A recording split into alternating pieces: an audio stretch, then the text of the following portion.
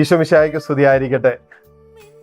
ഈ ദിവസത്തിൻ്റെ പ്രത്യേക ആശീർവാദം അനാഥ മന്ദിരങ്ങളിലായിരിക്കുന്ന മക്കൾക്ക് വേണ്ടി, പ്രത്യേകിച്ച് മാതാപിതാക്കളില്ലാത്തവർ, മാതാപിതാക്കളുടെ സ്നേഹം അനുഭവിച്ചിട്ടില്ലാത്തവർ, സിംഗിൾ പേരൻറ്റിങ് ആയിട്ടുള്ളവർ, മാതാപിതാക്കൾ തമ്മിലുള്ള അസ്വസ്ഥത മൂലം, അവർ ഡൈവോഴ്സ് ആയിരിക്കുന്നത് മൂലം ചില അനാഥാലയങ്ങളിൽ എത്തി നിൽക്കുന്ന കുഞ്ഞുങ്ങൾ, അല്ലെങ്കിൽ ജീവിതത്തിൻ്റെ പ്രത്യേക സാഹചര്യങ്ങൾ കൊണ്ടും സാധ്യതകൾ കൊണ്ടും അവസ്ഥകൾ കൊണ്ടൊക്കെ ഒരുപക്ഷെ അനാഥ മന്ദിരങ്ങളിൽ കഴിയുന്നവരുണ്ട്.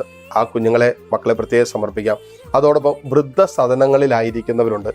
ഒത്തിരി മാതാപിതാക്കൾ ഇന്ന് പല വൃദ്ധസദനങ്ങളിലായിരിക്കുന്നവരുണ്ട്.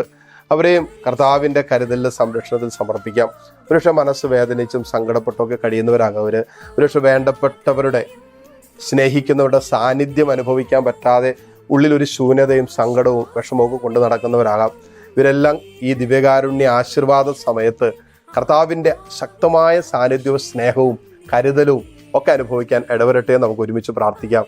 കർത്താവേ, കാരുണ്യവാനായ ദൈവമേ, എല്ലാ അനാഥ മന്ദിരങ്ങളിലായിരിക്കുന്നവർ, അനാഥത്വം പേറുന്നവർ, ഒരുപക്ഷെ പ്രായമായ മാതാപിതാക്കൾ വൃദ്ധസദനങ്ങളിലായിരിക്കുന്നവർ, അവരെല്ലാവരെയും ഉപേക്ഷിക്കപ്പെട്ടവർ, തിരസ്കരിക്കപ്പെട്ടവർ, വഴിയോരങ്ങളിൽ ഒറ്റപ്പെട്ടു പോയവർ, വഴിയോരങ്ങളിൽ കിടക്കുന്നവരൊക്കെ ഉണ്ട്. ഈശോയെ, ഇവരെല്ലാം ആരോരുമില്ലാത്തവർ, പ്രാർത്ഥിക്കാൻ പോലും ആരോരുമില്ലാത്തവരുണ്ട്. അവരെല്ലാവരെയും നീ അനുഗ്രഹിക്കണമെന്ന് പ്രാർത്ഥിക്കുന്നു.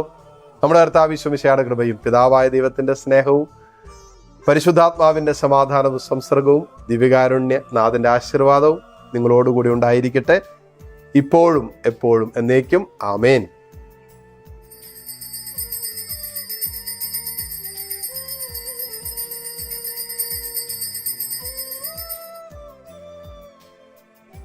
ഈശോ മിശിഹായ്ക്ക് സ്തുതിയായിരിക്കട്ടെ.